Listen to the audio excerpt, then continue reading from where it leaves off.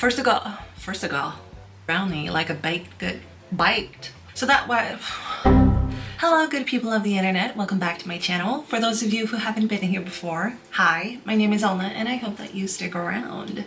So I feel like everybody, even people who are not into perfume, knows the name Lattafa. And in 2025, they released a line called Give Me Gourmand, which, as the name implies, consists of 6 Gourmand fragrances. And it's not a secret that with some of their fragrances, they don't even try to hide who they are inspired by. So that's why I feel like this line was a bit different and also why I want to talk about it. So let's go. First of all, we have to talk about these bottles because hello, how cute are they? They're shaped like cupcakes. And I have to admit, I'm a sucker for a good bottle. I mean, it looks cute on the shelf and it's like a decorative piece. So when I saw that all the bottles were shaped like cupcakes, I was even sold before I read any of the notes. And I thought, even if they don't smell good, at least it'll look cute on my shelf. And like I said, we have 6 perfumes in this. We have Berry on Top, Choco Overdose, Cookie Crave, Vanilla Freak, Whipped Pleasure, and Mallow Madness.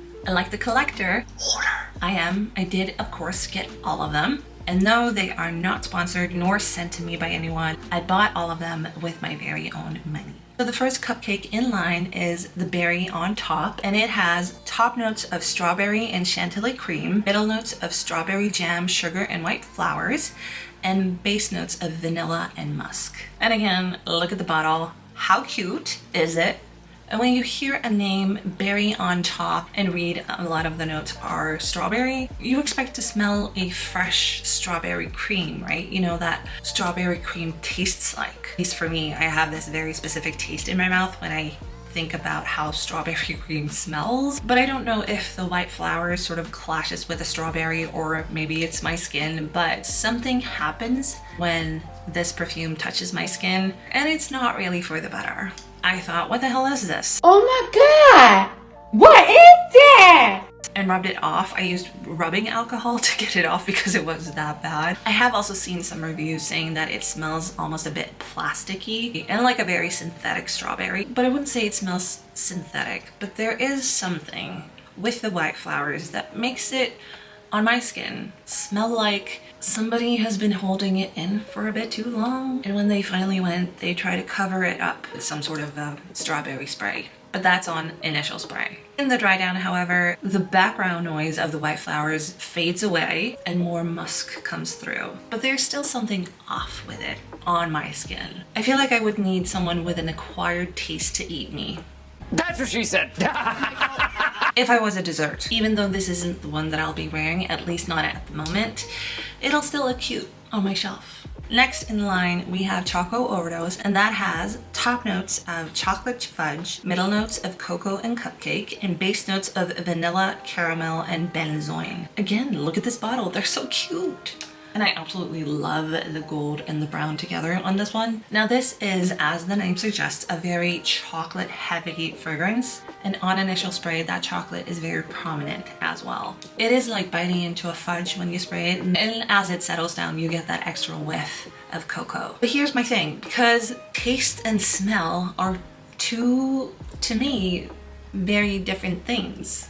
Duh. And I kind of feel that that is very obvious with this one because to me, they have mimicked what chocolate smells like as opposed to what it tastes like. Don't get me wrong, I like the scent and I think it's cute, but again, I know that the smell of chocolate and chocolate fudge can be a bit of an acquired taste. That's my opinion! Had it been like a fudge brownie, like a baked goods, I think it would be slightly different. When it settles down though, that benzoin and vanilla calms that intense fudge note down, and it turns into this very rich and decadent scent, and is, as the name suggests, a bit of a Choco Overdose. So if I was to wear this out and about, I think I'd choose my audience a bit because it might not be everybody's cup of tea. Not that that is anything I strive for. If anything, I'd like to be someone's shot of tequila. Moving on to Cookie Crave, that has top notes of butter and cocoa, middle notes of cookie, milk, and sugar, and base notes of vanilla, whipped cream, and sandalwood. This was actually the first one out of the perfumes that I ordered, and I just can't get over these bottles. They're so cute. And I mean, this cookie, look at this cookie. It looks so real. It's crazy. I don't know if this is still a thing, but when I was little, I had toys that had fragrance to them, and I had this doll that you could sort of mold into a cupcake. Her skirt was like a bottom of a cupcake, so you just folded up the skirt and then you put on a lid and she was a cupcake, and she smelled like a cupcake too. And that is what this reminds me of, that cupcake doll. So of course, when I smelled it for the first time, the nostalgia just hit me right in the face. And while Choco Overdose settles into this rich, deep, and decadent scent, Cookie Crave stays light, soft, and creamy. And this is most definitely what this line is about, because when I spray this on my skin, I really do want to eat my own skin. Next up, we have Vanilla Freak, and that has top notes of cupcake, middle notes of almond, frosting, sugar, and cinnamon, and base notes of butter, vanilla, and musk. Now, I love me a good vanilla fragrance, so I did have somewhat high hopes for this, not gonna lie, and I was afraid that it would disappoint, but I'm happy to announce it did in fact not. Like the rest of them, of course it's sweet, but it's also a bit of soft and airy, and which is interesting because I did not think that I would use the word airy about a vanilla fragrance, but here we are. It's definitely on the lighter side. It is more something you can wear on a day-to-day basis. And I also think that this stands a wider audience in the sense that more people are likely to enjoy the scent bubble that you have going on instead of holding their breath when you pass by. I have actually worn this out and about, and I haven't seen anybody make any faces yet. To me, it also smells a bit like if Sugar Kiss by Essence, or Sugar Addict by Born to Stand Out, and Noisette by Kai's Perfumes had a baby. And I do not hate that, because that's actually a combo that I quite enjoy. Even though I didn't have a toy that smelled like Vanilla Freak, it still gives me a sense of nostalgia. And we have a Whipped Pleasure, which is actually the first perfume of this line that I saw someone talk about, and also what made me fall in love with the bottle and made me realize I had to do a Pokemon and catch them all. And this one has top notes of popcorn, caramel, and salted caramel, middle notes of milk and jasmine, and base notes of tonka, musk, and benzoin. It is indeed lactonic. I mean, when you spray it, it straight up smells like a caramel milkshake. And I do get this unusual craving for a caramel milkshake when I wear this. To me, Whipped Pleasure is sort of the leader of the line, sort of the front person, if you will. Unfortunately though, I don't feel like this has the best lasting power, which is sad because I want to smell like a caramel milkshake all day. My skin is very dry, especially in this time of year, so that might have something to do with it, but it is most definitely a very gourmand scent. I mean, when you get a craving for a milkshake when you wear perfume, it doesn't get more gourmand than that. I'm just saying. Last but not least, we have Mallow Madness that has top notes of strawberry and raspberry, middle notes of marshmallow and freesia, and base notes of vanilla, musk, and whipped cream.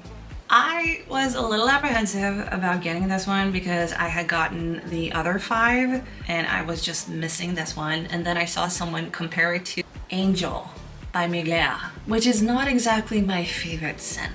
Then my need to complete the collection got the better of me and I bought it. To my pleasant surprise, it did not smell like I remember Angel smelling like, so a bit of a sigh of relief there. Mallow Madness has a bit more of a fresh fruit feel to it, and of course that's because of the strawberry and the raspberry in the top note, but it also keeps that freshness as it settles down, and it has this not too sickly sweet scent to it as well. And to be honest with you, what Mallow Madness smells like is sort of what I expected from Berry on Top, but I'm not mad about it. To think I almost didn't get you. So that was all the perfumes in the Lattafa Give Me Gourmand line, and I think it's sort of obvious which ones I gravitate towards, but if that was unclear, here's a ranking for you. My top 3 picks from this line is in 3rd place, and it doesn't come in 3rd because of how it smells, because it smells fantastic. Again, caramel milkshake, but because of the lasting power that isn't that strong, at least on my skin. I'm gonna try some tricks and see if it works, but for now, it's in 3rd place. 2nd place, I want to say Vanilla Freak, and that is because of the duo that it reminds me of, albeit a very faint resemblance. Noisette by Kai's Perfumes and Sugar Kiss by Essence and Sugar Addict by Born to Stand Out are more beast mode fragrances than this one. For a number one of the entire line, I have to go with Mallow Madness. And yes, I surprised myself, but it was such a pleasant surprise that it didn't remind me that much of Angel. And it also got me thinking of Gourmand scents in general, because I feel like we've reached somewhat of a saturation point when it comes to Gourmand scents like this that contains a lot of vanilla, caramel, and chocolate. But that's for another video because I have thoughts. If you made it this far, then thank you so much for watching. And now I'd like to know if you sniffed any of the Give Me Gourmand fragrances and what do you think of it? Which ones are your favorites? Let me know in the comment section down below. And if you like this video, then please give it a thumbs up. And if you like me, then please subscribe.